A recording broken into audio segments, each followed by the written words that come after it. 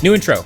And there's new tech coming. I mean, there's always new tech coming, but what better time to lay it all out than the beginning of the year for some of the best stuff we're expecting for 2024. Now, there was plenty of great tech in 2023, from smartphones to cameras to VR stuff to computers and headphones, a bunch of good EVs and a bunch of even better EV promises. But 2024 is looking up, so these are, to me, the most interesting new bits of tech stuff that we can look forward to for this upcoming year. Actually, right at the beginning of every year is CES in January, where it's out in Las Vegas.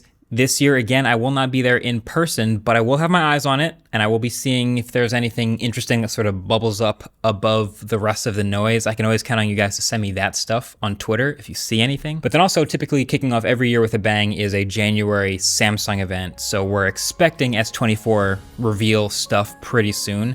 Also, based on the leaks, it looks like S24 family is going to look very similar to S23. So it'll be curious to see what stuff they actually do change, but that's another January thing. We're about to get that soon. But the big headliner that appears to be right around the corner, it feels like, is Apple Vision Pro. This feels like maybe the most unprecedented Apple launch in a long time, certainly in my career online, just because, love them or hate them, Apple is one of the biggest tech companies in the world, and them doing such a weird launch like this is pretty fascinating. So they've shown it on stage. They did that announcement video, and they announced it months ahead of time, but they have not shown a single Apple employee or executive wearing it even once. And they've let people actually test this thing out, including myself many times, but nobody has been allowed to film themselves using it at all. And just in general, there's still a lot of unanswered questions about how it's going to work, what it's going to be really good at, what you're going to want to use it for.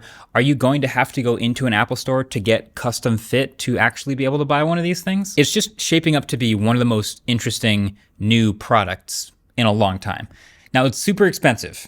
Like, we all know that, $3,500. So it's for sure not for everyone. Most people I know don't even plan on getting one, but it is for those early adopters who are curious about the VR stuff. And those who do, I already know, will be very impressed by the pass-through, which is incredible, by the immersion and the resolution, which is really good, by the eye tracking, which is borderline magical. But it feels like it's going to be hard to review because it doesn't really compete against any of the other VR headsets. Like, it is much more expensive than any of the others, so it doesn't compete against them, but then also it feels like, okay, that means it has no competition, which is kind of weird too. It's fascinating. I will say, if you want to go back and watch my initial impressions after I first tried Apple Vision Pro the day it got announced, I will link that video below.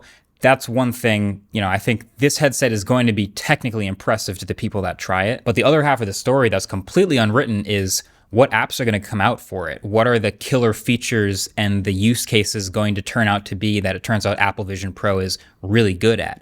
I had this vision of like wearing it on the airplane and watching a movie wearing the headset for a 4-hour flight, but it's also so heavy that I don't know if I'd want to wear it for that long. And will the battery actually last that long? There's so many questions, not a lot of answers yet, so looking forward to that for this year. But you know what I have almost no doubt about?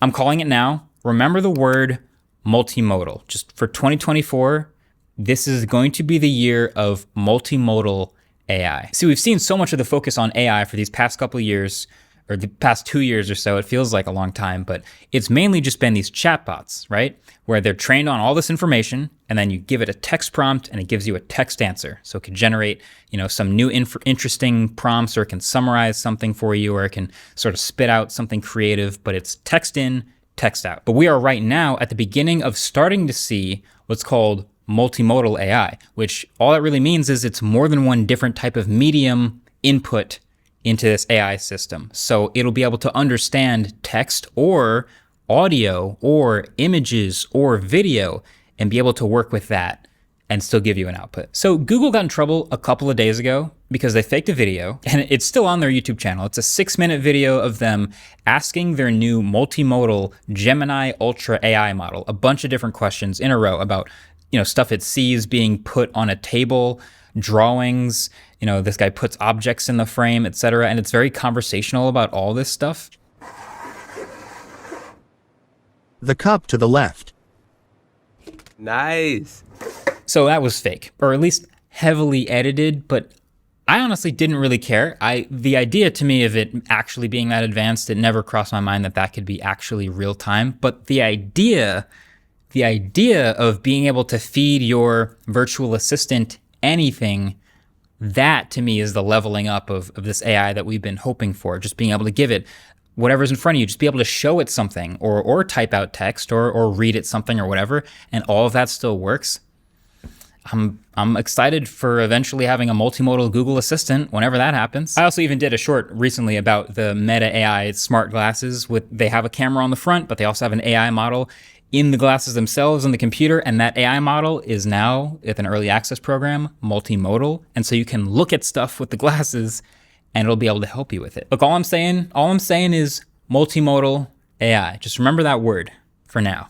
And that's not even counting all the rest of the stuff AI is genuinely useful for. That's not even consumer facing, from finding patterns in immense amounts of data to be able to better predict and control wildfires, or to be able to invent new materials or cure diseases.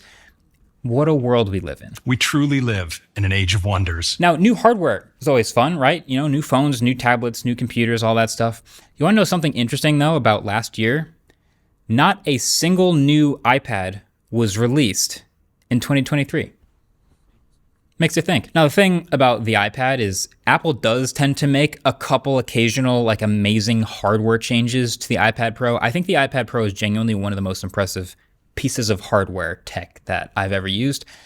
And then they do that every year or two, but then at the end of the day, you use it and it's still an iPad. So I say this with some hesitation, but I am actually really looking forward to seeing the rumored new OLED iPad Pro in 2024. That's something we've heard that we might get for a while. We already have an OLED S8 Ultra. That tablet is amazing looking, and I want to see a super bright OLED display on an iPad. We'll see if that shows up soon.